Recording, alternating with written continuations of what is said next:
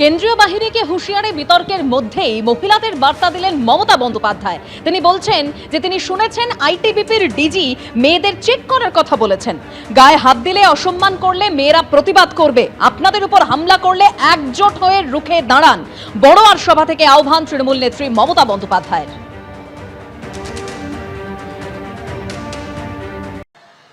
এবার কালকে পরশুদিন নাকি আইটিবিটি ডিজি এসেছিল কলকাতায়, বলেছেন মেয়েদের পরীক্ষা করে দেখা হবে, চেক করা হবে। আমি বললাম বাংলাটা কিন্তু একটু অন্যরকম। মেয়েদের গায়ে হাত দিলে অনেক মহিলাই হোক আর ছেলেরাই হোক, মেয়েদের দিয়েও যদি গায়ে হাত দিয়ে অসম্মান করো, মহিলারা কিন্তু মুখ বুজে থাকবে না, মহিলারা তার প্রতিবাদ করবে। ভোটটা দেবেন, আর আপনাদের উপরে যদি হামলা করতে আসে একজোটে মেয়েরা দাঁড়িয়ে যাবেন। ওরা লক্ষ লক্ষ নিয়ে আসুক বাইরে থেকে, বাইরের সব নেতারা দখল করে এখানে বসে আছে। আর ভোটের আগের দিন কাউকে কাউকে দিয়ে গ্রেফতার করানোর চেষ্টা করবে, তাই সব চেঞ্জ করেছে। তৃণমূল কংগ্রেস কিন্তু মাথা নত করতে জানে না, লড়াই করে ছিনিয়ে নিতে জানে। মমতা বন্দ্যোপাধ্যায় যখন এভাবে মহিলাদের রুখে দাঁড়ানোর বার্তা দিচ্ছেন, তখন মমতা বন্দ্যোপাধ্যায়ের এই বক্তব্য প্রসঙ্গে বিজেপির মুখপাত্র দেবজিৎ সরকার তিনি বলছেন এভাবে তিনি হিংসা ছড়াচ্ছেন, প্ররোচনা ছড়াচ্ছেন।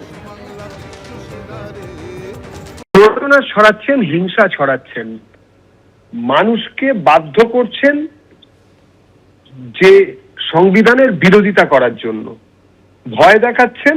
এগুলো বন্ধ হওয়া দরকার।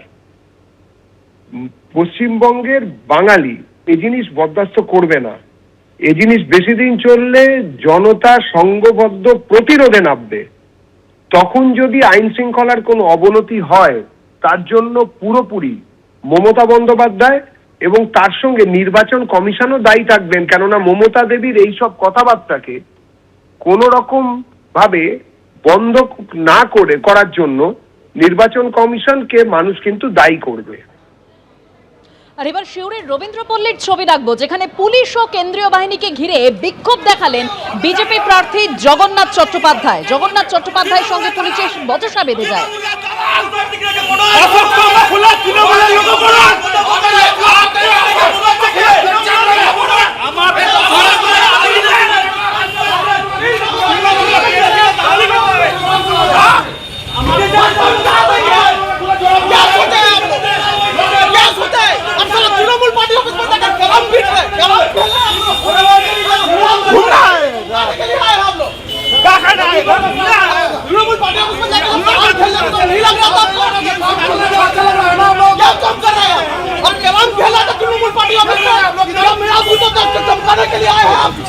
जहाँ चमकना चाहिए वहाँ नहीं जाते हैं। आप लोग कहाँ से आए? आप लोग कहाँ पोस्टेड है? क्या नाम है आपका? आपका नाम क्या है?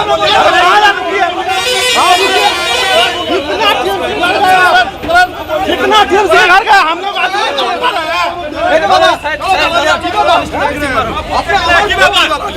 छुट्टी चढ़े देखेगा अरे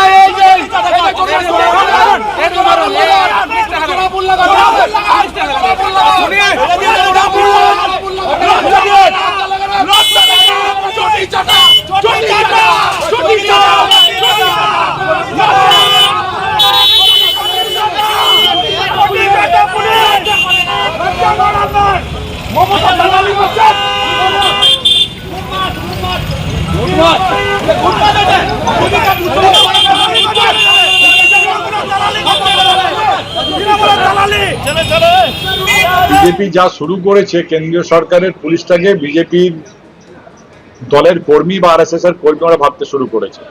ওদের অঙ্গুলি হেলনে না চললেই তখন তারা যদি নিরপেক্ষতা বা বজায় রাখে, তাহলেই কিন্তু বিজেপির নেতাদের গায়ে গাত্র জ্বালা হয়ে যাচ্ছে। তাদের একটাই ধারণা যে মোদি পাঠিয়েছে পুলিশ, তারা আমাদের হয়ে কাজ করবে এবং আমরা যা বলবো তাই শুনবে।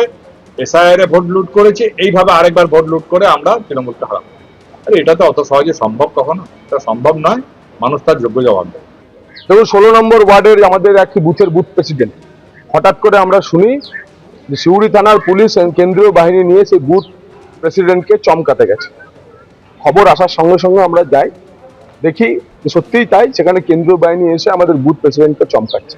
আমরা বলি যে আপনাদের কাজ কি তৃণমূল পার্টি অফিসে ক্যারাম খেলা আর বিজেপির বুথ সভাপতিদের চমকানো? তো সিউড়ি পুলিশের যে অফিসার, আমি এটা নিয়ে অবজারভারদের কাছে কমপ্লেন করেছি, পুলিশ অবজারভার কমপ্লেন করেছি, জেনারেল অবজারভারকে কমপ্লেন করেছি, থানায় কমপ্লেন করেছি। প্রতিদিন কি বিজেপির বুথ সভাপতি থেকে চমকানো কাজ কি? এটা তৃণমূল যেটা পাচ্ছে না সেটা কি পুলিশ করছে? ফার্দার যদি এটা হয় তাহলে আমরা এখানে যে পুলিশের যে অফিসাররা আছে এবং যে পুলিশ অফিসার এসব নিয়ে যাচ্ছেন তার বিরুদ্ধে আমরা স্পেসিফিক কমপ্লেন কমিশনের কাছে করছি। ইচ্ছাকৃতভাবে করছে, কোনো পলিটিক্যাল ইন্টেলিজেন্স না নিয়ে। আমাদের রাজনৈতিক কর্মী সবার বিরুদ্ধে মামলা থাকে, তা বলে এসে তাকে বাউন্ড ডাউন করে বলবে যে আপনি ভোটের দিন বেরোবেন না, ভোট করবেন না, আমার বুথ সভাপতি ভোট করবে না। এই জিনিস এখানে চলবে না। ক্যারাম খেলছিল, অভিযোগ করেছিলাম, সাসপেন্ড হয়েছে। এবিপি আনন্দ, এগিয়ে থাকে, এগিয়ে রাখে।